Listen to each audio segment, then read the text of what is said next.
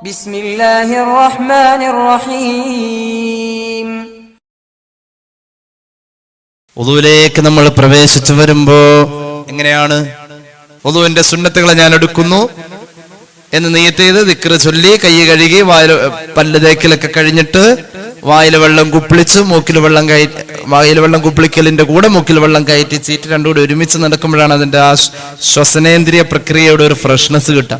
ഒക്കെ കഴിഞ്ഞിട്ട് നേരെ നിസ്കാരത്തെ ഹലാലാക്കാൻ വേണ്ടി, അല്ലെങ്കിലോ അശുദ്ധിയെ ഒഴിവാക്കി കളയാൻ വേണ്ടി, അല്ലെങ്കിൽ അശുദ്ധി ഉയർത്തിക്കളയാ എന്നതിന്റെ ഒരു പ്രയോഗമാണ് ഒഴിവാക്കുക, ഉയർത്ത, അല്ലെങ്കിൽ അശുദ്ധിയിൽ നിന്നും ചെറിയ അശുദ്ധിയിൽ നിന്നും ശുദ്ധിയാകാൻ വേണ്ടി ഒരു 8-9 നെയ്യത്തുകള് നമുക്ക് സ്യൂട്ടബിൾ ആയിട്ടുള്ള നെയ്യത്തുകൾ തുഫയിലൊക്കെ പറയുന്നുണ്ട്.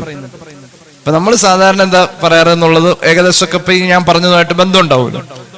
അങ്ങനെ നെയ്യത്ത് ചെയ്തിട്ട് ആ മനുഷ്യൻ മുഖം കഴുകാണ്. മുഖത്തേക്ക് അടിച്ച് ആന തുമ്പിക്കയിൽ വെള്ളം എടുത്തിട്ട് അടിക്കേണ്ട മാതിരി അടിക്കരുത്. മുഖം പവിത്രം, മുഖം പവിത്രം. അതിന്റെ മുകളിൽ നിന്ന് ഒഴിച്ചു വരണം. വെള്ളം ഇങ്ങനെ എടുത്തിട്ട് അങ്ങനെ ഒഴുക്കിക്കളയണം. അല്ലാതെ അടിക്കലല്ല, മുഖത്ത് അടിക്കലല്ല, വെള്ളം അടിക്കലല്ല, മുഖത്തുനിന്ന് ഒഴുക്കണം. ഇപ്പൊ ഒരു പക്ഷെ ഇവിടെ നിന്നായിരിക്കും സ്റ്റാർട്ടിങ് കിട്ടുക.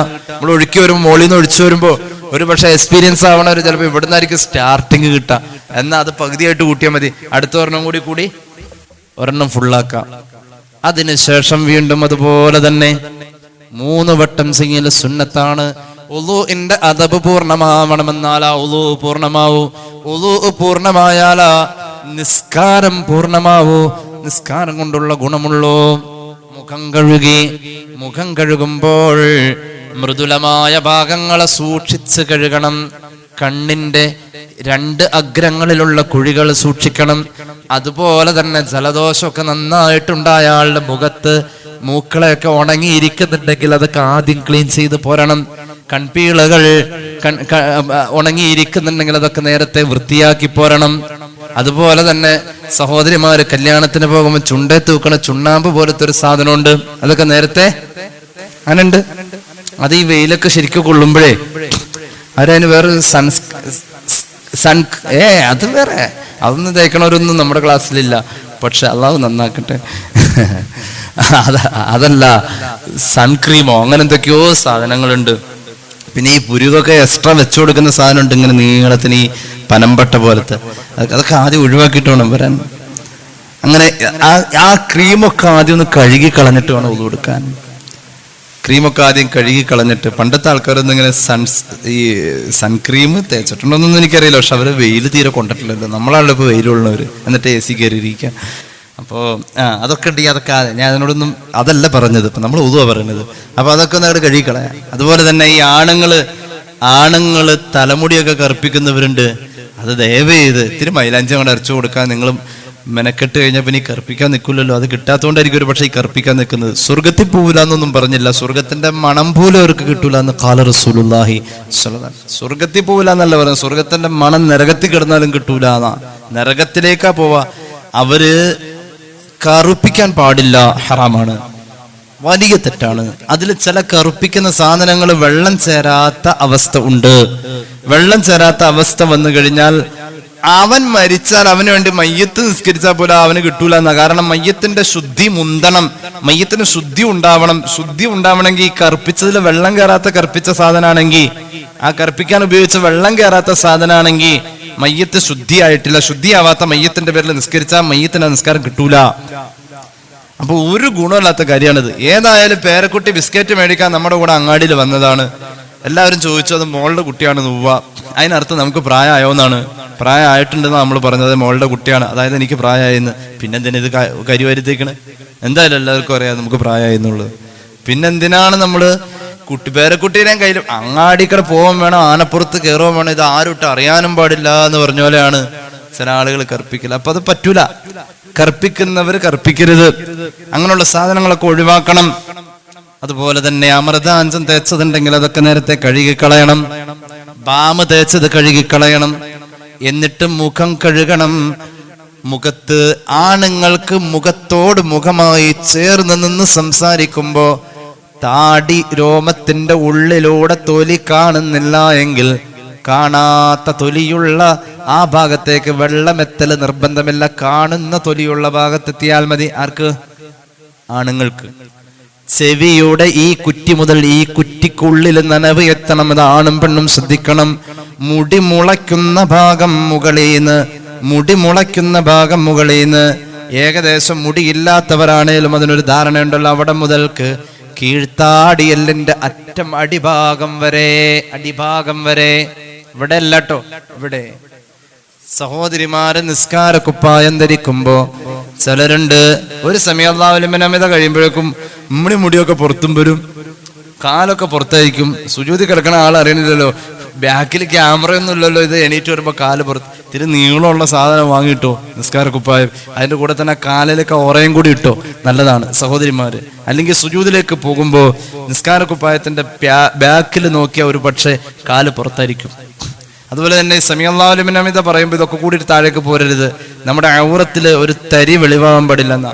അതുപോലെ തന്നെ മക്കന നിസ്കാര കുപ്പായത്തിന്റെ മക്കന ധരിക്കുമ്പോൾ ഈ എൻഡിൽ വന്ന് നിൽക്കണം,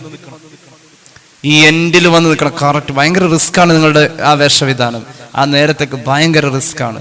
അത് കറക്റ്റായിട്ട് തന്നെ ചെയ്ത് ഒരു മുടി പോലും കാണാത്ത രീതിയിൽ വളരെ കൃത്യമായി നിസ്കാര കുപ്പായമൊക്കെ ഇട്ടിട്ട് എന്തായാലും നമ്മളൊന്ന് അണിഞ്ഞൊരുങ്ങുമ്പോൾ കണ്ണാടി നോക്കാറുണ്ട്. നിസ്കാര കുപ്പായം നമ്മുടെ എക്സ്പീരിയൻസിന്റെ പേരിൽ കണ്ണാടി നോക്കാത്ത നമ്മൾ നിസ്കാര കുപ്പായം ഇടുമ്പോൾ അത് കൃത്യമായിട്ട് തന്നെ ആ ഔറത്ത് മറഞ്ഞിട്ടുണ്ടോ എന്ന് നോക്കണം. ഇപ്പൊ നമ്മള് എവിടെ എത്തി? മുഖം കഴുകി മുഖത്തിന്റെ പരിധിയാ പറഞ്ഞത്. ഒരു ചെവിക്കുറ്റി മുതൽ മറ്റേ ചെവിക്കുറ്റി വരെ, തലമുടി മുളയ്ക്കുന്ന ആ ഭാഗം മുതൽക്ക് കീഴ്ത്താടിയല്ലിന്റെ അറ്റം വരെ, അങ്ങനെ നമ്മൾ അതിന്റെ ഇടയിലുള്ളതൊക്കെ കഴുകിയേ പറ്റൂ. ഒരു ഇളവ് കൊടുത്തിട്ടുള്ളത് തിങ്ങിയ താടിയുള്ള പുരുഷന്മാർക്കാണ്. മുഖത്ത് അടിച്ച് വെള്ളം കയറ്റരുത്. മുഖത്തേക്ക് വളരെ പവിത്രം എന്ന രീതിയിൽ. അപ്പൊ ഒരു പക്ഷെ മുഖത്ത് 3 പ്രാവശ്യം എന്നുള്ളത് ചിലപ്പോൾ 3.5 പ്രാവശ്യമൊക്കെ ആവട്ടോ. അങ്ങനെ മുഖം കഴുകി കൈ മുട്ടു ഉൾപ്പെടെ കഴുകണം. അവയവങ്ങൾ തേച്ച് കഴുകൽ സുന്നത്താണ്. ആനനെ കുളിപ്പിക്കണ മാതിരി അല്ലാട്ടാ, പതക്കെ അങ്ങനെ കൈവച്ച് ഇങ്ങനെ ഒന്ന് ഉരുമി കഴുകി പോരല് സുന്നത്താണ്. പിന്നെയോ തല മുഴുവൻ തടവണം. ടൈറ്റ് ആയിട്ടുള്ള മോതിരങ്ങളൊക്കെ ഒന്ന് ലൂസാക്കണം. അതിന്റെ ഉള്ളിൽ വെള്ളം കയറണം. കുടിച്ചു കിടക്കുന്ന എന്തെങ്കിലുമൊക്കെ ഉണ്ടെങ്കിൽ, ഈ ഇലക്ഷന്റെ സമയത്ത് കയ്യിൽ തൂക്കുന്ന ഒരു മഷിയുണ്ട്, അത് കുഴപ്പമില്ല, അത് കൈ പൊള്ളിച്ചു കളഞ്ഞതാ. നമ്മുടെ കൈ ചരണ്ടിയ പോണതല്ല, അതൊരു പക്ഷേ അതൊരു ആസിഡ് അംശം ഉണ്ട് അതിന്, അത് പൊള്ളിച്ചതാണ് എന്നാണ് ഞാൻ മനസ്സിലാക്കുന്നത്. അതേക്കുറിച്ച് ഉസ്താദ്മാർ അങ്ങനെ പറഞ്ഞിട്ടുള്ളത്. തല മുഴുവൻ തടവല് സുന്നത്താണ്. പ്രത്യേകിച്ച് ചില ആണുങ്ങൾ തല തടവുമ്പോൾ ഇവിടെ നിന്ന് ഒരു തോണ്ടലുണ്ട്.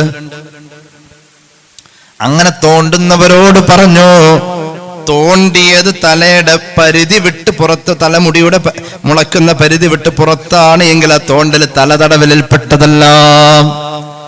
തല തടവാൻ ദേ കൈയിങ്ങനെ നനച്ചൂന്ന് കുടഞ്ഞു, എന്നിട്ട് ഇങ്ങനെ പിടിക്ക. എങ്ങനെ? ഇവരിലിങ്ങനെ ചേർത്ത് പിടിക്ക, ചെന്നിയിലിങ്ങനെ വെക്ക, എന്നിട്ട് ഇങ്ങനെ പുറകോട്ട് കൊണ്ടുപോവാ, അറ്റത്തെത്തിക്ക, അവിടുന്ന് വീണ്ടും ഇങ്ങോട്ട് മടക്ക. അതൊരു വട്ടം. തല തടവുന്നത് തലയുടെ 1/4 ഭാഗം നിർബന്ധമായും തടവണമെന്ന് മഹാനായ അബൂ ഹനീഫത്തുൽ കൂഫി പറഞ്ഞിട്ടുണ്ട് റളിയല്ലാഹു അൻഹു. അതുകൊണ്ട് ഹനഫികൾ തുടർന്ന് നിസ്കരിക്കുന്ന ഇമാമാണ് എങ്കിൽ ഈ തുമ്പത്ത് തോണ്ടിയാ പറ്റൂല. അപ്പൊ നമ്മളൊക്കെ പടച്ചോന്റെ അടുത്ത് സമാനം പറയേണ്ടി വരും. കാരണം ഏതെങ്കിലും ഹനഫി പറയലുണ്ടെങ്കിൽ അവന്റെ നിസ്കാരം കൂടി വഹിക്കുന്ന രീതിയിൽ ഇമാം ഓതു കൊടുക്കണം എന്നാണ്. സഹോദരന്മാര്, കഥയും ചരിത്രമൊന്നും ഇല്ല കേട്ടോ. ഇനിയിപ്പോൾ അത് ഓർത്ത് വിഷമിക്കേണ്ടത് അടുത്ത ആഴ്ച പറയാം. ഇത് എങ്ങനെയല്ലോ ഞാനിപ്പോൾ തുടങ്ങിയത് കുടുങ്ങി, എങ്ങനെയല്ലോ ഇതൊന്ന് അവസാനിപ്പിക്കണം. ഞാനും അങ്ങനെ ആയിട്ടുണ്ട്, പെട്ടെന്ന് അവസാനിപ്പിക്കാം ഇൻഷാ അല്ലാഹ്. അപ്പോൾ തല തടവുമ്പോൾ തല പൂർണ്ണമായിട്ടും തടവാം. എന്നിട്ടോ തല തടവി, പിന്നെ ചില ആൾക്കാർ ഓതു കൊടുക്കുമ്പോൾ ഇങ്ങനെ മുഖം കഴുകുന്ന സമയത്ത് കഴുത്തേലേക്ക് കയറ്റിട്ട് ഒരു പിടുത്തമുണ്ട്. അത് എന്താന്ന് എനിക്ക് മനസ്സിലായില്ല. കഴുത്ത് ഇങ്ങനെ കഴുകി വന്നിട്ട് കഴുത്തേ കൊണ്ടുവന്നിട്ട് ഇങ്ങനെ കൊണ്ടുവന്നിട്ട് അതൊന്നും ഇല്ല കേട്ടോ. അങ്ങനെയൊക്കെ എന്തൊക്കെയോ കാട്ടുന്നുണ്ട്. അതൊന്നുമില്ല. മുഖം കഴുകാനെ പറഞ്ഞിട്ട് കഴുത്തൊന്നും, അതൊക്കെ കുളിക്കാൻ പോകുമ്പോൾ കഴിയാൻ മതി. ഞാൻ നേരത്തെ കഴുത്ത് കഴുകല്, അങ്ങനെ എന്തൊക്കെ കഴുകാനുണ്ടോ. കുറെ കഴിയുമ്പോൾ പുറം കഴുകലാവും, പിന്നെ ആകെ കഴുകലാവും. അപ്പൊ അങ്ങനെ ഇനിയിപ്പോ ഒരാൾ ഒരു നല്ല ഒരു ശുദ്ധമായ ഒരു കുളം അല്ലെങ്കിൽ പുഴ പോലുള്ള അടുത്തൊന്ന് മുങ്ങി കുളിച്ചു വരാന്ന് വെച്ചു. ഒരാൾ ഉളൂഇന്റെ നെയ്യത്തോടുകൂടെ ഒരൊറ്റ മുങ്ങലങ്ങ് മുങ്ങിയാൽ, എവിടെ മുങ്ങി? കുളത്തിലോ സ്വിമ്മിംഗ് പൂളിലോ ടാങ്കിലോ തഹൂറായ വെള്ളമുണ്ട്, ഒലിക്കുന്ന വെള്ളമുണ്ട്, മുങ്ങുമ്പോൾ മുഴുവനും മുങ്ങണം. ഒരു നെയ്യത്ത് വെച്ച് പഠിച്ചവനെ ഞാൻ നിസ്കാരത്തെ ഹലാലാക്കാൻ വേണ്ടി ഞാൻ ഒളു ചെയ്യുന്നു എന്ന നെയ്യത്തിൽ ഒരൊറ്റ മുങ്ങല് അങ്ങോട്ട് മുങ്ങിക്കഴിഞ്ഞാൽ ആ കയറി പോരുമ്പോൾ ഒരു ഒളു ഉണ്ടവന്. ഞാൻ അവന്റെ കയ്യും കാലൊന്നും കഴിയണ്ട, ഒറ്റ മുങ്ങല്. അതുപോലെ വലിയ അശുദ്ധിയുടെ ജനാബത്തിന്റെ കുളി കുളിച്ചിട്ട് വരുന്ന ആള് ഗുഹ്യ ഭാഗങ്ങളിൽ ഒളു മുറിയുന്ന രീതിയിലുള്ള കാര്യങ്ങളൊന്നും ആ നെയ്യത്ത് വെച്ച ശേഷം, കുളിയുടെ നെയ്യത്ത് വെച്ച ശേഷം ഒളു മുറിയുന്ന ഒരു കാര്യവും സംഭവിച്ചിട്ടില്ലെങ്കിൽ ആ ജനാബത്ത് കുളിയുടെ കൂടെ ഒരു ഒളുവിന്റെ സ്ഥാനമുണ്ട്. പക്ഷെ മിക്കവാറും മൂത്രമൊഴിക്കലും കാര്യങ്ങളും ഒക്കെ വന്നു കഴിയുമ്പോ ഒക്കെ പോവും. അപ്പൊ അത് നടക്കൂല. അപ്പൊ അതും എന്റെ കൂടെ പറഞ്ഞ അങ്ങനെ തല മുഴുവനും തടവി.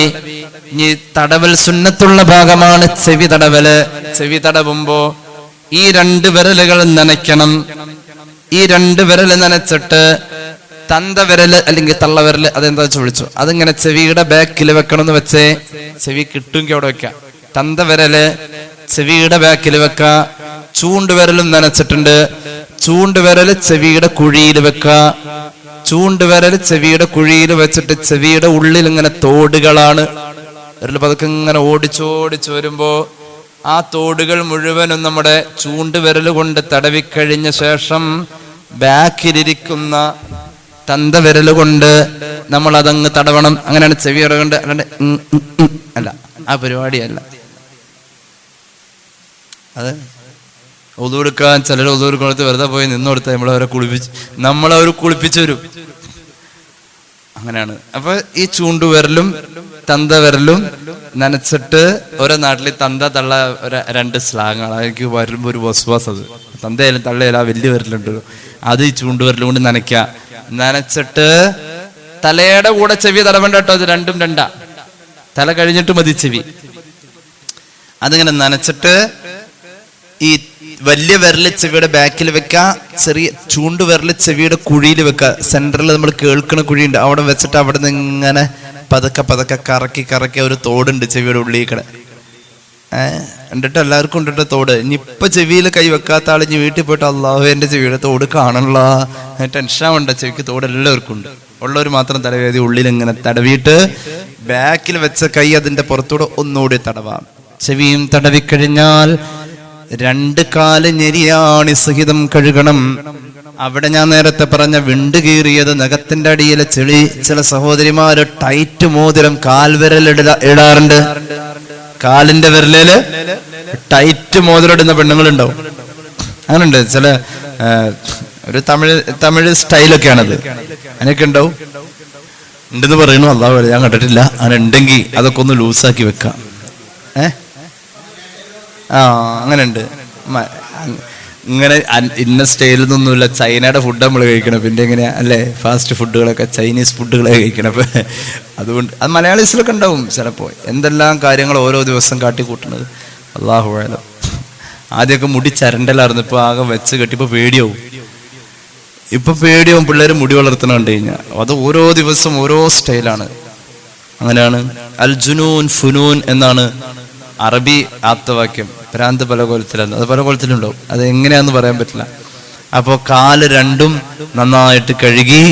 നമ്മളിപ്പോ ഒളൂഇൽ നിന്നും തീർന്നിട്ടില്ല. നമ്മുടെ ബാഹ്യ അവയവങ്ങളൊക്കെ കഴുകി പുറത്തേക്ക് വന്നു കഴിഞ്ഞു. ഇനി ഒരു ദുആ ഉണ്ട്. ആ ദുആ ചെയ്യുമ്പോൾ ആകാശം കാണണമെന്നില്ല, പക്ഷെ ആകാശത്തിന്റെ ഭാഗത്തേക്ക് നോക്കണം. ആ ദുആ ചെയ്യുന്ന ആൾക്ക് സ്വർഗത്തിന്റെ 8 കവാടം അല്ലാഹു തുറക്കും എന്ന് സയ്യിദുനാ റസൂലുള്ളാഹി. നേരത്തെ പറഞ്ഞതിന്റെ കൂടെ ഒരല്പവും കൂടി ചേർത്ത് പറയാം.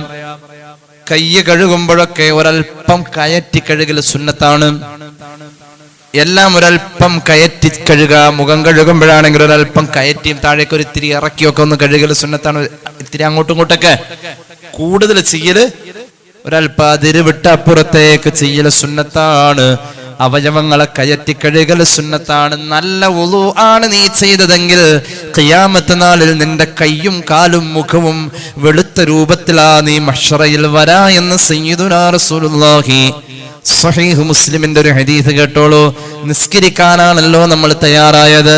നിസ്കാരത്തിലേക്ക് കടന്നു വരുന്ന മനുഷ്യനോട് പറഞ്ഞു, അന്നബി മാലിക്കിൻ അശ്അരി റളിയല്ലാഹു അൻഹു ഖാല റസൂലുള്ളാഹി സ്വല്ലല്ലാഹു അലൈഹി വസല്ലം അത്തുഹൂറു ശത്റുൽ ഈമാൻ. നമുക്ക് ഈമാൻ ഉണ്ടാവണമെങ്കിൽ നമ്മുടെ ഈമാന്റെ പകുതി കിട്ടും നല്ലൊരു ഉളു ചെയ്താൽ മതി എന്ന് ഖാല റസൂലുള്ളാഹി. വൃത്തി, ശുദ്ധി ഈമാന്റെ പകുതി എന്ന് നബി മുഹമ്മദ് മുസ്തഫ സല്ലല്ലാഹു അലൈഹി വസല്ലം സൂറത്ത് തൗബയുടെ 107, 108 ആയത്ത് അവതരിപ്പിച്ചപ്പോ ആ അവതരണ പശ്ചാത്തലം ഞാൻ വിശദീകരിക്കുന്നില്ല. ആയത്ത് അവസാനിച്ചത് വല്ലാഹു യുഹിബ്ബുൽ മുത്തഹിരീൻ, ശുദ്ധിയുള്ളവരെ അല്ലാഹുവിന് ഇഷ്ടമെന്ന് പരിശുദ്ധ ഖുർആൻ. ശുദ്ധി എന്ന് പറഞ്ഞാൽ എന്തെങ്കിലുമൊക്കെ വെറുതെ കുറച്ച് സോപ്പ് പൊടി കളയുന്ന പരിപാടിയല്ല ശുദ്ധി. സോപ്പ് പൊടി കളയാ, ആ പരിപാടിക്കല്ല ശുദ്ധി എന്ന് പറയാ.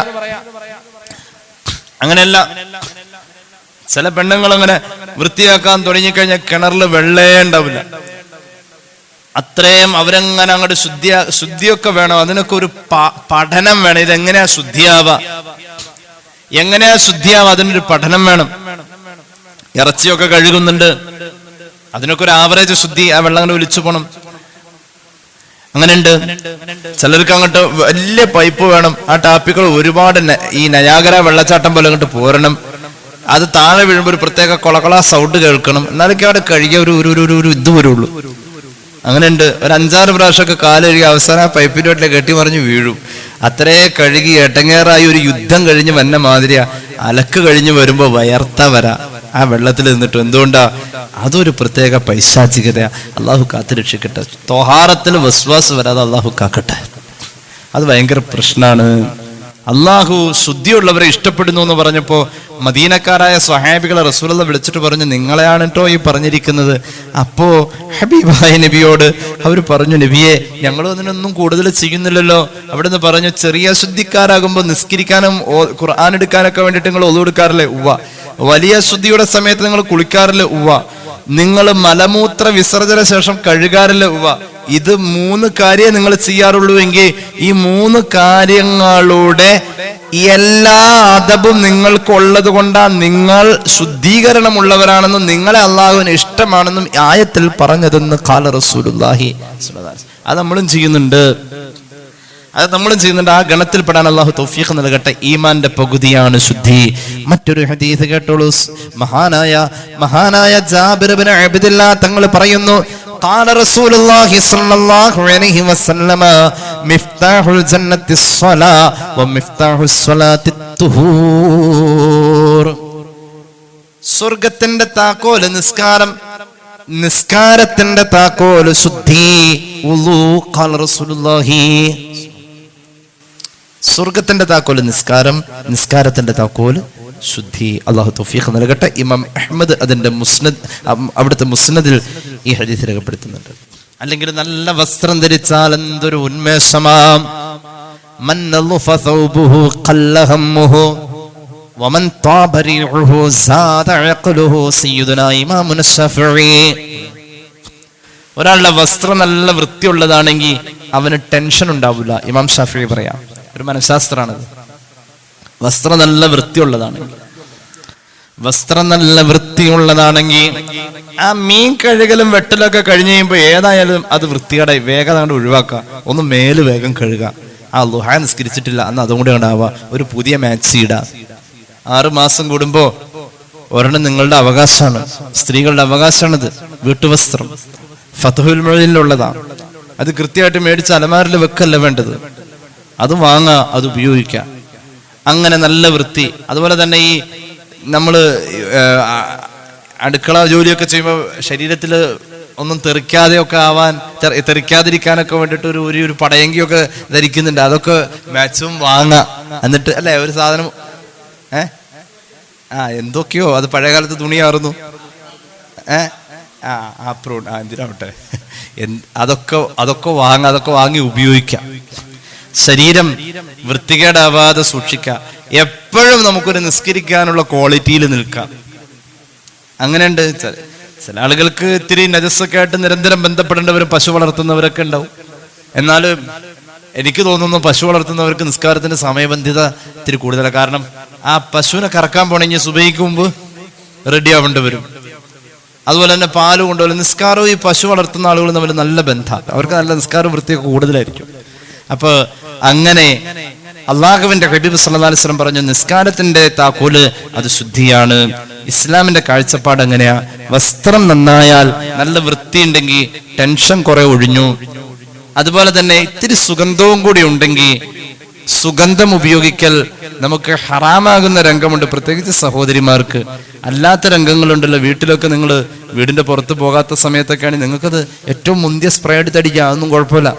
വീടിന്റെ അകത്താണെങ്കിൽ അവിടെ നിങ്ങൾക്ക് ഹറാമല്ലാത്ത രീതിയിൽ ഉള്ള ഇടപഴക്കമാണ് അവിടെ ഉള്ളു, ഭർത്താവ് മക്കളെ ഉള്ളെങ്കിൽ കുഴപ്പമില്ല, വീട്ടിൽ ഉപയോഗിക്കുക അതൊക്കെ. അങ്ങനെ സുഗന്ധം വാസനിക്കുന്ന ഒരു സ്വഭാവം, സുഗന്ധം വാസനിക്കുന്ന സ്വഭാവം. യൂസുഫ് അലി സാഹിബ് പറയുന്നത് കേട്ടിട്ടുണ്ടല്ലോ, നിസ്കാര പായയില് അത്തറ് ഉപയോഗിക്കുന്ന ഉമ്മമാര്. അദ്ദേഹത്തിന്റെ ഉമ്മ അങ്ങനെയായിരുന്നു എന്ന് പറയുന്നു. അത്തറ് കൊടുക്കും, ഉമ്മാക്ക് കൊടുക്കാൻ വേണ്ടിയിട്ട് യൂസുഫ് അലി സാഹിബ് അത്തറ് കൊടുക്കുക. എന്തിനാ? അദ്ദേഹത്തിന്റെ ഉമ്മ നിസ്കാര പായല്, നിസ്കാര കുപ്പായത്തിൽ അത്തറ് തേച്ചിട്ടാണ് നിസ്കരിച്ചിരുന്നതെന്നാണ്. അള്ളാഹു മഗ്ഫിർ ലഹു വറഹംഹു, അള്ളാഹു പുറത്തു കൊടുക്കട്ടെ, അള്ളാഹു സ്വർഗം കൊടുക്കട്ടെ, മരിച്ചുപോയ ഉമ്മമാർക്കൊക്കെ അള്ളാഹു സ്വർഗം കൊടുക്കട്ടെ. നിസ്കാര കുപ്പായത്തെ തേക്കാൻ നിസ്കാര പായയില് അത്തർ ഉപയോഗിച്ച് വല്യമ്മമാരുണ്ട്, നമുക്ക് ഇപ്പോഴും ഉണ്ട്, ഉണ്ടായിട്ടുണ്ട്. എന്റെ വല്യമ്മയൊക്കെ അങ്ങനെയായിരുന്നു. നിസ്കാര കുപ്പായത്തിൽ ഒരു ദിവസം നോക്കിയപ്പോണ്ടടാ, നിസ്കാര പായന്റെ അകത്ത് മടക്കി വെച്ചതിന്റെ കൂടെ ഒരു ചന്ദനത്തിരി കൂട്. എന്താ അതിന് മണമുണ്ടേ, അതിങ്ങനെ നിസ്കാര കുപ്പായത്തിൽ സുഗന്ധം. ആ ഇബാദത്തിനോടുള്ള താല്പര്യം അവർക്ക് കിട്ടിയ ഏറ്റവും പരമാവധി കസ്തൂരി ചന്ദനത്തിരി കൂടാണ്.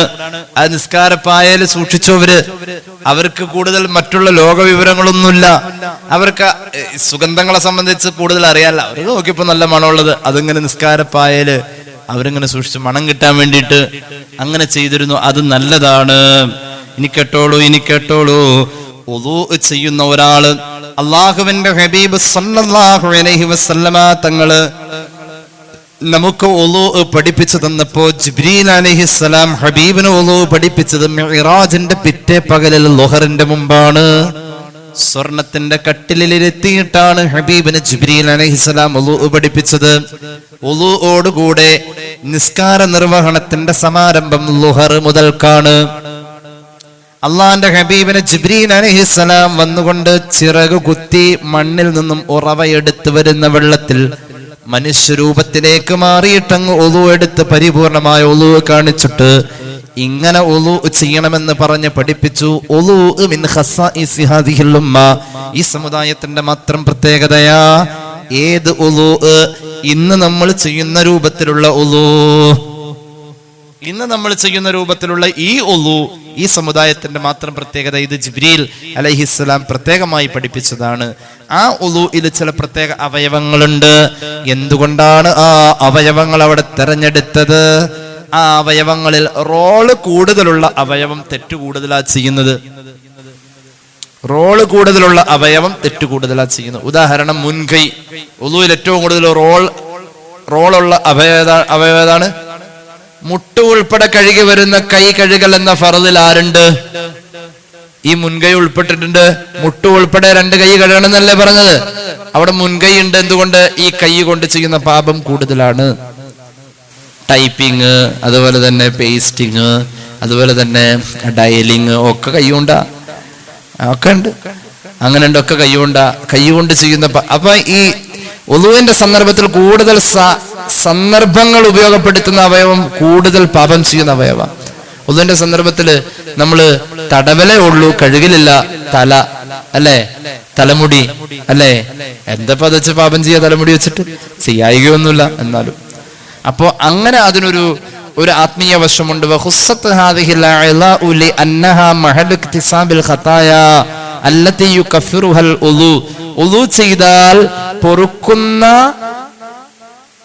ചെയ്താൽ പൊറുക്കുന്ന പാപങ്ങളാണ് ഈ അവയവങ്ങൾ കൊണ്ട് ചെയ്യാൻ പറ്റൂ. ഈ അവയവങ്ങൾ പാപം സംഭവിക്കുന്ന മേഖലയാണ് ഇമാം ഖൽയൂബി വ്യാഖ്യാനിച്ചുകൊണ്ട് പറയുന്നുണ്ട്. അങ്ങനെയാണ്. ഇനി കേട്ടോളൂ, ഇമാം മാലിക്കിന്റെ മുഅത്തയിൽ ഒരു ഹദീസ് കാണാം. അൻ അബ്ദുല്ലാഹി ഇബ്നു സനാബിഇ റളിയല്ലാഹു അൻഹു قال رسول الله صلى الله عليه وسلم اذا تولى العبد فمضمض خرجت الخطايا من فيه. വുളൂ ചെയ്യാൻ ഒരാൾ മുൻകൈ കഴുകി വായിൽ വെള്ളം കുപ്പിളിച്ച് തുപ്പിക്കളഞ്ഞു. വായ കൊണ്ട് പറഞ്ഞ പാപം പോയി, മൂക്കിൽ വെള്ളം കയറ്റി ചീറ്റി ഹറാമു ശ്വസിച്ചതും മണത്തതും പോയി. പിന്നെയോ മുഖം കഴുകി അവൻ കണ്ടത് മുഴുവൻ പോയി.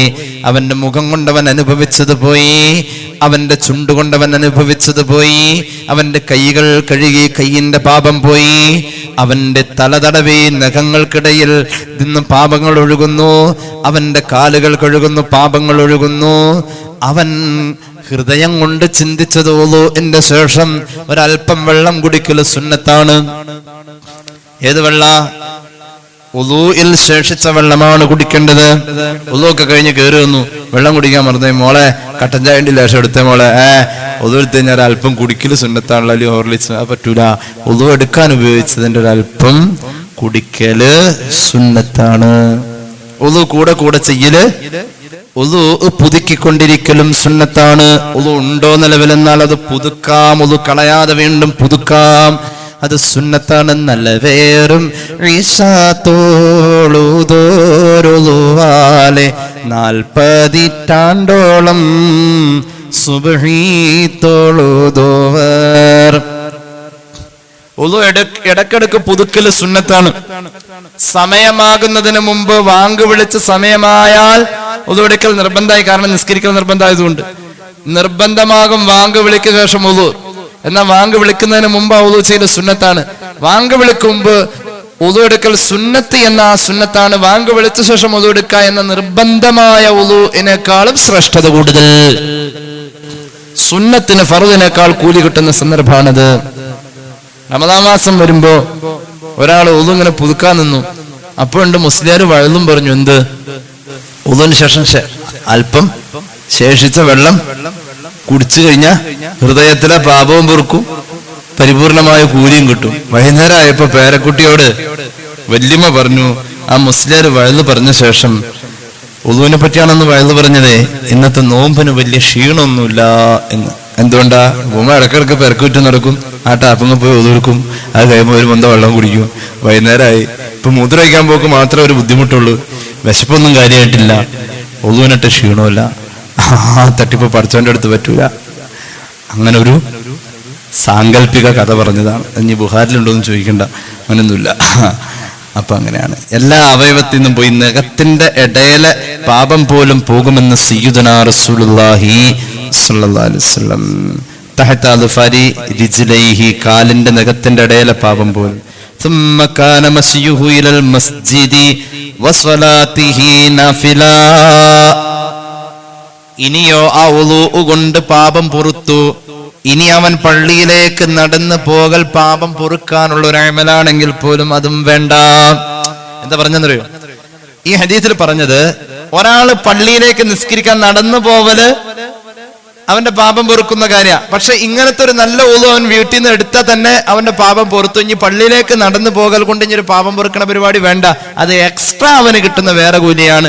പള്ളിയിൽ നിന്നും പറഞ്ഞിട്ടുണ്ട്, സ്വലാത്തിഹി എന്ന് പറഞ്ഞിട്ടുണ്ട്. പള്ളി പോവാത്ത ആൾക്കാർ വീട്ടിൽ നിസ്കരിക്കുന്നവരുണ്ട്. വുളൂ എടുത്തോടുത്ത് നിസ്കരിക്കാൻ പോകുന്ന നിസ്കാരപ്പായയിലേക്കുള്ള നടത്തമുണ്ടല്ലോ, അത് ഒരു പാപം പൊറുക്കണ പരിപാടിയാണ്. പക്ഷെ നല്ല വുളൂ ആയതുകൊണ്ട് ആ വുളൂവിൽ തന്നെ എല്ലാ പാപവും പൊറുത്തു. ഇപ്പൊ ഈ നടന്നു പോകുന്നത് ഒരു എക്സ്ട്രാ അവന് ഒരു ആനുകൂല്യമായി, ഒരു സേവിങ് ആയി അവൻ അള്ളാഹു വലിയൊരു പ്രതിഫലം മാറ്റിവെച്ചു എന്ന് പുണ്യ നബി. ഇമാം മാലിക്കിന്റെ മുഅത്തയിലാണ് ഈ ഹദീസ് ഉള്ളത്. സ്വഹീഹ് മുസ്ലിം ഈ ഹദീസ് പറയുന്നിടത്ത് മഹാനായ അബൂ ഹുറൈറ റളിയല്ലാഹു അൻഹു നിവേദനം ചെയ്യുന്ന റിവായത്തിൽ കാണുന്നുണ്ട്, ഇതേ ആശയത്തിലുള്ള ഹദീസിൽ അവസാനം ഈ വെള്ളം ഇറ്റി വീഴുന്നുണ്ടല്ലോ, വെള്ളം തുടച്ചു കളയരുതെന്ന് പറയുന്നതാ. കാരണമില്ലെങ്കിൽ തുടയ്ക്കരുത്, കാരണമില്ലാതെ തുടച്ച് കളയാൻ പാടില്ല. കാരണം ഉണ്ടെങ്കിൽ തുടക്കാം, അല്ല അലർജിയുടെ പ്രശ്നമോ എന്തെങ്കിലുമൊക്കെ ഉണ്ടെങ്കിൽ തുടയ്ക്കാം. കാരണമില്ലാതെ തുടയ്ക്കാനേ പാടില്ല. എന്തുകൊണ്ടാണ്? ഇത് ഇറ്റി വീണു പോവാ, അത് ഉണങ്ങിപ്പോ, അത് അവിടെ ഇരിക്കും തോറും നമുക്ക് ആ അമല് അവിടെ ശേഷിക്കാണ്. ആ വുളൂ എന്ന് പറയുന്ന കർമ്മം അവിടെ നടന്നുകൊണ്ടിരിക്കുന്ന പോലെയാ. വുളൂ പാടുന്ന പൈപ്പിന്റെ വീട്ടിൽ നിന്ന് കയറി പോന്നപ്പോ വുളൂ കഴിഞ്ഞു, പക്ഷെ നനവോടുകൂടെ അവൻ ഒരു വുളൂവിലുള്ള പോലെ. അത് തുടച്ച് എത്രയും പെട്ടെന്ന് അത് അവസാനിപ്പിച്ച് കളയരുത്. ശരിക്കും അത് ചില വഖ്തുകളെ നിർണ്ണയിക്കാനൊക്കെ ഈ വെള്ളം ഉണങ്ങുന്ന സമയത്തേക്ക് ഉപയോഗിച്ചിട്ടുണ്ട്. ഷാഫിഈ മദ്ഹബില് അങ്ങനെ മഗ്രിബ് നിസ്കാരത്തിന്റെ സമയത്തിനൊക്കെ സമയം വെച്ചിട്ടുണ്ട്. അങ്ങനെയൊക്കെ ആ ഒരു മാനദണ്ഡത്തിൽ തുടച്ചു കളയുന്നതിനെ നിരുത്സാഹപ്പെടുത്തിയിട്ടുണ്ട്. ഏതായാലും ഞാൻ അവസാനിപ്പിക്കുന്നു.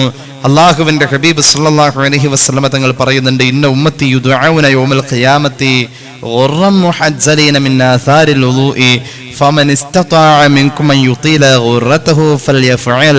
സ്വഹീഹുൽ ബുഖാരി സ്വഹീഹ് മുസ്ലിം ഖാല റസൂലുള്ളാഹി സ്വല്ലല്ലാഹു അലൈഹി വസല്ലം. എൻ്റെ സമുദായത്തെ ഖിയാമത്ത് നാളിൽ വിളിക്കുന്നത് മുഹമ്മദേ സയ്യിദു എന്നൊന്നല്ല വിളിക്കുക, ഫരീദെ എന്നൊന്നല്ല വിളിക്കുക, അബ്ദുറഹ്മാനെ എന്നല്ല വിളിക്കുക. എൻ്റെ സമുദായത്തെ ഖിയാമത്ത് നാളിൽ റബ്ബ് സ്വർഗത്തിലേക്ക് പോണ ആൾക്കാരെ വിളിക്കുന്ന കൂട്ടത്തിൽ വിളിക്കുന്നത് ഗുർറ മുഹജ്ജലീങ്ങൾ എവിടെയെന്ന് ചോദിക്കും. എവിടെ എന്ന് ചോദിക്കും. ഖുർആൻ മുഹജ്ജലീൻ എന്ന് പറഞ്ഞ എന്താണെന്നറിയോ? ഒളു എടുത്തതിന്റെ അടയാളം ഇങ്ങനെ കൂടെ കൂടെ നിസ്കരിച്ചാൽ നമുക്ക് നിസ്കാരത്താഴമ്പ് വരും. അത് നെറ്റിയിൽ മാത്രമല്ല കാലിൽ വരും, പല ഭാഗങ്ങളിലും നിസ്കാരത്തിന്റെ കാൽമുട്ടിൽ വരും. എന്നാൽ ഒളൂഇന്റെ ഒരു അടയാളമുണ്ടേ, അതിപ്പോ കാണൂല. അത് കാണുന്ന മഹ്ശറിൽ വരുമ്പോഴാ കയ്യും കാലും ഒളൂഇന്റെ വെള്ളം ഉപയോഗിച്ച് കഴുകിയ ഭാഗങ്ങൾ, തടകിയ ഭാഗങ്ങൾക്ക് ഒരു പ്രത്യേക വെളിച്ചം കാണാം. അങ്ങനെയുള്ളവർക്ക് പറയുന്ന പേരാണ് ഗുർറൻ മുഹജ്ജലീൻ. അങ്ങനെയുള്ളവരെവിടെയെന്ന് ഖിയാമത്ത് നാളിൽ എന്റെ സമുദായത്തെ നോക്കിയാ വിളിക്കുക, വേറെ ആരും അങ്ങനെ വിളിക്കൂല. എന്റെ സമുദായത്തിൽ അങ്ങനെ ഒരു വിഭാഗമുണ്ട്, അവരങ്ങനെ വിളിക്കൂന്ന് പുണ്യ നബി സല്ലല്ലാഹു അലാ മുഹമ്മദ്. അള്ളാഹു അതിൽ പെടുത്തട്ടെ. സ്വഹീഹ് മുസ്ലിമിൽ ഒരു ഹദീസ് കാണാം. അള്ളാന്റെ ഹബീബ് ഒരിക്കൽ ഒരു ഖബർ സിയാറത്തിന് പോയി. മഹാന്മാരായ സ്വഹാബത്ത് കൂടെയുണ്ട്. എവിടെയാ പോയത്? ജന്നത്തുൽ ബഖീഇല്, പുണ്യമദീനയിലെ ആ സംഭവം സ്വഹീഹ് മുസ്ലിം. ആ സമയം ഖബറാളിക്ക് റസൂലുള്ളാഹി സലാം പറഞ്ഞു, അസ്സലാമു അലൈക്കും ദാറ ഖൗമി മുഅ്മിനീൻ ഇന്നാ ഇൻഷാ അല്ലാഹു ബിക്കും ലാഹിഖൂൻ. അങ്ങനെ സലാം പറഞ്ഞു. എന്നിട്ട് ഖബറാളികൾക്ക് സലാം പറഞ്ഞ് അവിടെ നിന്ന് സിയാറത്തൊക്കെ കഴിഞ്ഞു. എന്നിട്ട് അവിടെ നിന്ന് പറയാൻ തുടങ്ങി, വദിത്തു അന്നാ ഖദറ ഐനാ ഇഖ്വാനനാ, നമ്മുടെ കൂടപ്പിറപ്പുകളെ ഒന്ന് കാണാൻ കൊതിയാകുന്നു സ്വഹാബാ. അള്ളാന്റെ റസൂല പറയുന്നത് സല്ലല്ലാഹു അലാ മുഹമ്മദ്, എന്റെ കൂടപ്പിറപ്പുകളെ, എന്റെ കൂടപ്പിറപ്പുകളെ, സഹോദരങ്ങളെ, സഹോദരിമാരെ കാണാൻ എനിക്ക് കൊതിയുണ്ട്. സ്വഹാബത്ത് ചോദിച്ചു, അവലസ്നാ ഇഖ്വാനുക യാ റസൂലല്ലാഹ്, നബിയേ അങ്ങയുടെ കൂടപ്പിറപ്പുകൾ ഞങ്ങളല്ലേ? അല്ല സ്വഹാബാ, നിങ്ങൾ എന്റെ സ്വഹാബികളാ, എന്റെ സ്വഹാബികളാ, നിങ്ങൾ എന്റെ സ്വഹാബികളാ. വയഖ്വാനുനാ, നമ്മുടെ കൂടപ്പിറപ്പുകൾ ലം യഅതു ബഅദു, ഇതുവരെ ഇവിടെ വന്നിട്ടില്ല. അവർ ഖിയാമത്തിനോടടുത്ത കാലത്ത് വരാനുള്ളവരാ, നമ്മളാണിത്. അല്ലാഹു അതിൽ പെടുത്തട്ടെ. റസൂലുള്ളാഹിയുടെ കൂടപ്പിറപ്പ് എന്ന് പറഞ്ഞത് ആരെക്കുറിച്ചാണെന്നറിയുമോ? റസൂലുള്ളാഹിയുടെ കൂടപ്പിറപ്പ് നമ്മളാണ്, പിൽക്കാലത്ത് വരാനുള്ളവരാ, സ്വഹാബികളെല്ലാം. അപ്പൊ നബി തങ്ങളോട് സ്വഹാബത്ത് ചോദിക്കുന്നുണ്ട്, സല്ലല്ലാഹു അലാ മുഹമ്മദ്, ഖാലു കൈഫ തഅരിഫു മൻ ലം യഅതി ബഅദു മിൻ ഉമ്മത്തിക യാ റസൂലല്ലാഹ്, പിന്നെ വരാനുള്ള കൂടപ്പിറപ്പുകൾ അങ്ങ് എങ്ങനെ തിരിച്ചറിയുമെന്ന് ചോദിച്ചപ്പോ അവിടുന്ന് തിരിച്ചു സ്വഹാബികളോട് പറയാണ്, അറഅയ്ത, എനിക്കൊന്ന് നിങ്ങൾ പറഞ്ഞു തരുമോ? ഞാൻ ചോദിക്കട്ടെ.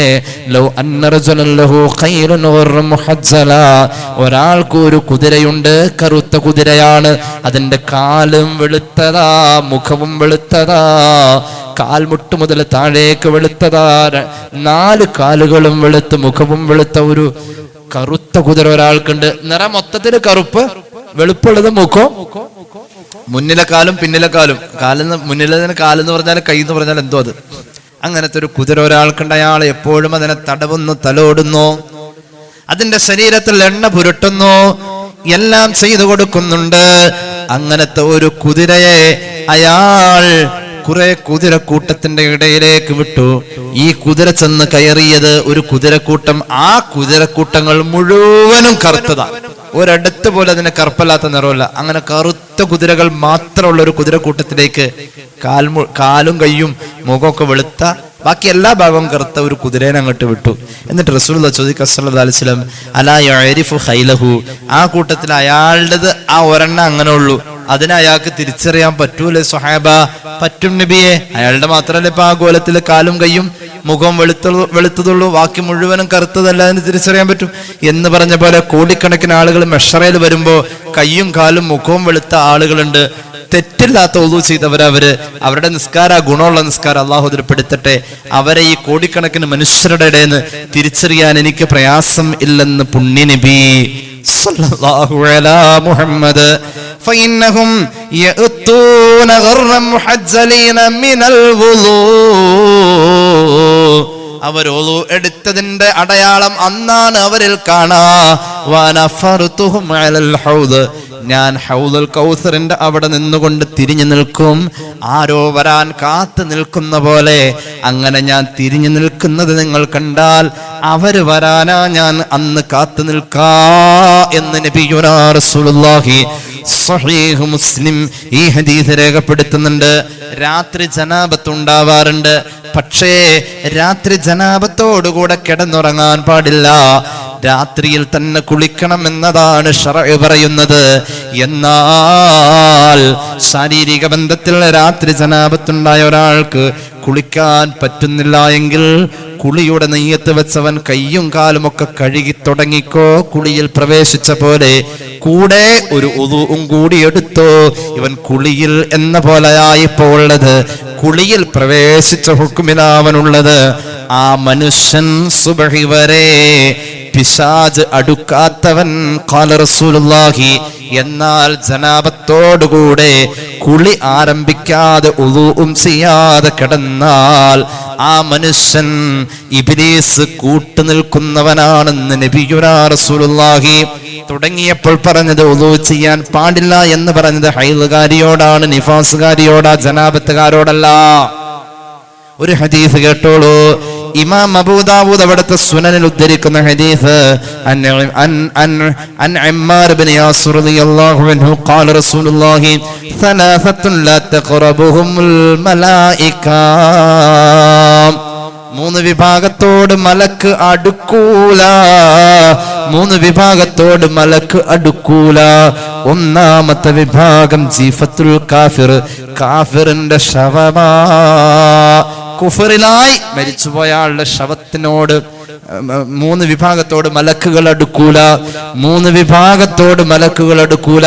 ഒന്നാമത്തേത് ജീഫത്തുൽ കാഫിരി, കുഫറിലായി ചത്തുപോയ ആളുടെ ശവത്തോട് മലക്ക് അടുക്കൂല.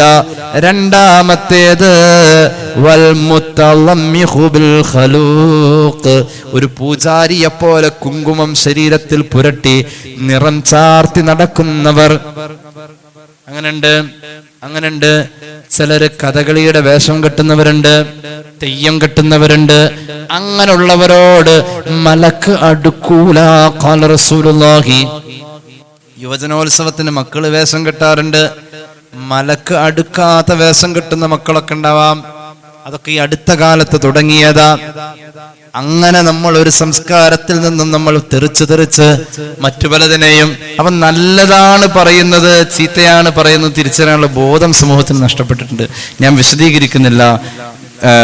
ഒരു മനുഷ്യൻ ചായം പൂശി അങ്ങനെ നടക്കുന്ന തെയ്യം കെട്ടി അങ്ങനെയുള്ള ആളുടെ അടുക്ക് മലക്ക് വരൂല. രണ്ട് വിഭാഗം പറഞ്ഞപ്പോ കാഫിറിന്റെ ശവം, പിന്നെ അതുപോലെ ചായം പൂശിയ ആള്. മൂന്നാമത്തെ വിഭാഗമുണ്ട് വൽ ജുനുബു, ജനാബത്തുള്ള ആണും പെണ്ണും. പക്ഷെ ജനാബത്തുകാരുടെ അടുത്തേക്ക് മലക്ക് വരും. ഇല്ലാ അൻ യതവല്ല, അവൻ ഉളൂ ചെയ്ത് കിടന്നാ മതി. ഉളൂ ചെയ്ത് കിടക്കുമ്പോ ആദ്യം തന്നെ കുളിയുടെ നെയ്യത്തും വെച്ച് കൈയൊക്കെ കഴുകി മുഖമൊക്കെ ഒന്ന് കഴുകി ഒന്ന് വൃത്തിയായി കൈയും കാലൊക്കെ ഒന്ന് കഴുകി തുടങ്ങി വെക്കാം. കുളിയുടെ നെയ്യത്തിൽ തുടങ്ങി വെക്കാം. ഇനി സുബഹിക്ക് എണീക്കുമ്പോ അല്ലെ തഹജ്ജുദിന് എണീക്കുമ്പോ വേറെ നെയ്യത്ത് വെക്കണ്ട, നെയ്യത്തോടു കൂടെ അവൻ കുളിയിൽ പ്രവേശിച്ചു. ഇപ്പം കുളിയിലാണ്. ജനാബത്ത് കുളിക്കാന്ന് പറഞ്ഞാൽ അവൻ ശുദ്ധീകരണം നടത്താൻ ശ്രമിച്ചു തുടങ്ങി. അള്ളാഹുവിന്റെ പൊരുത്തം അവിടെ കിട്ടിക്കഴിഞ്ഞു. അള്ളാഹു തൗഫീഖ് നൽകി അനുഗ്രഹിക്കട്ടെ. അതുകൊണ്ട് നമ്മുടെ ജീവിതത്തിൽ ഉളൂ അതിന്റെ കുറ്റമറ്റ നിലയിൽ ചെയ്തു കഴിഞ്ഞാൽ ആ ഉളൂ കൊണ്ട് നമ്മുടെ നിസ്കാരത്തിന്റെ ഭയഭക്തി കിട്ടും. അള്ളാഹു തൗഫീഖ് നൽകട്ടെ. അള്ളാഹുവിനെ കബൂലാക്കണേ. അള്ളാഹ് ബിഫദ്ലി സല്ലല്ലാഹു അലാ മുഹമ്മദ് സല്ലല്ലാഹു അലൈഹി വസല്ലം സല്ലല്ലാഹു അലാ മുഹമ്മദ് സല്ലല്ലാഹു അലൈഹി വസല്ലമ. അല്ലാഹുമ്മ സല്ലി അലാ മുഹമ്മദ് യാ റബ്ബി സല്ലി അലൈഹി വസല്ലം. അൽഹംദുലില്ലാഹി റബ്ബിൽ ആലമീൻ. അല്ലാഹുമ്മ സല്ലി അലാ സയ്യിദിനാ മുഹമ്മദിൻ വഅലാ ആലി സയ്യിദിനാ വമൗലാനാ മുഹമ്മദ്. അല്ലാഹുവേ നീ സ്വീകരിക്ക തമ്പുരാനെ. പാപങ്ങൾ പൊറുക്കണേ അല്ലാഹ്. രോഗങ്ങൾ ശിഫയാക്കുക അല്ലാഹ്. അറിഞ്ഞു ചെയ്ത അറിയാതെ ചെയ്ത രഹസ്യമായി സംഭവിച്ച പരസ്യമായി സംഭവിച്ച എല്ലാ തെറ്റുകുറ്റങ്ങളും നീ മാപ്പാക്കണേ അല്ലാഹ്. ദുആ വസിയത്തെ ഏൽപ്പിച്ചവരുടെ ആവശ്യം നിറവേറ്റുക അല്ലാഹ്. ഈ ക്ലാസ്സിൽ പങ്കെടുക്കുന്ന സഹോദരങ്ങൾക്കും സഹോദരിമാർക്കും ആഫിയത്ത് നൽകുക അല്ലാഹ്. ദീർഘായുസ് നൽകണേ തമ്പുരാനെ. ഞങ്ങളുടെ അറിവിൽ ബറക്കത്ത് നൽകുക അല്ലാഹ്. അമൽ ചെയ്യാനുള്ള മഹാഭാഗ്യം നൽകണേ അല്ലാഹ്. ഹജ്ജ് ഉംറ സിയാറക്ക് ശ്രമിക്കുന്നവരുണ്ട്. പ്രത്യേകിച്ച് അടുത്ത ദിവസം ഉംറ കർമ്മത്തിന് വേണ്ടി ഇറങ്ങിയ ഒരു സഹോദരൻ കുടുംബം പ്രത്യേകം ദുആ ചെയ്യാൻ ഏൽപ്പിച്ചു. നീ തൗഫീഖ് നൽകുക അല്ലാഹ്. ഖബൂലിയത്ത് നൽകുക അല്ലാഹ്. അല്ലാഹുവേ, അവിചാരിത നേരത്ത് ഒരുക്കങ്ങളില്ലാത്ത മരണങ്ങളിൽ നിന്നും അപകടങ്ങളിൽ നിന്നും അപകട മരണങ്ങളിൽ നിന്നും ഞങ്ങളെ കാക്കണേ അല്ലാഹ്. മാരക രോഗങ്ങളിൽ നിന്ന് കാക്കണേ അല്ലാഹ്. പൊന്നുമക്കളെ സ്വാലിഹീങ്ങളാക്കുക അല്ലാഹ്. മരണം വരെ കടബാധ്യത വരിഞ്ഞു മുറുക്കുന്ന മാനസികാവസ്ഥ വരുത്തല്ലേ അല്ലാഹ്. കടങ്ങളുള്ളവരുടെ കടങ്ങൾ വീട്ടണേ അല്ലാഹ്. വാഹനങ്ങളിലും സ്ഥാപനങ്ങളിലും ബറക്കത്ത് നൽകുക അല്ലാഹ്. തൊഴിലിൽ അഭിവൃദ്ധി നൽകുക അല്ലാഹ്. ജോലിയില്ലാത്തവർ ജോലി തേടുന്നവർ ഹൈറായ ജോലി കൊടുക്കുക അല്ലാഹ്. എക്സാം അഭിമുഖീകരിക്കുന്ന മക്കൾക്ക് നീ അഭിവൃദ്ധി നൽകുക അല്ലാഹ്. പഠനത്തിൽ ബറക്കത്ത് കൊടുക്കണേ അല്ലാഹ്. മരണപ്പെട്ടവർക്ക് വേണ്ടി പ്രത്യേകം ദുആ ചെയ്യാൻ ഏൽപ്പിച്ചിട്ടുണ്ട്. അല്ലാഹുവേ, മരിച്ചുപോയവരുടെ പലരുടെയും ആണ്ട് ദിവസങ്ങളോട് മഗ്ഫിറത്ത് നൽകുക അല്ലാഹ്. പ്രിയ സഹോദരൻ വാപ്പാക്ക് വേണ്ടി ദുആരക്കാൻ പറഞ്ഞ വാപ്പാക്ക് സ്വർഗം കൊടുക്കുക അല്ലാഹ്. അല്ലാഹുവേ, മഗ്ഫിറത്ത് നൽകണേ അല്ലാഹ്. അല്ലാഹുവേ, ഞങ്ങളുടെ ആഖിബത്ത് നീ നന്നാക്കണേ അല്ലാഹ്. റബ്ബന റഹംഹും കമാ റബ്ബൗനാ സഗാറാ بفضل صلى الله على محمد عليه وسلم. صلى الله على محمد صلى الله عليه وسلم. اللهم صل على محمد يا رب صل عليه وسلم. السلام عليكم ورحمة الله وبركاته.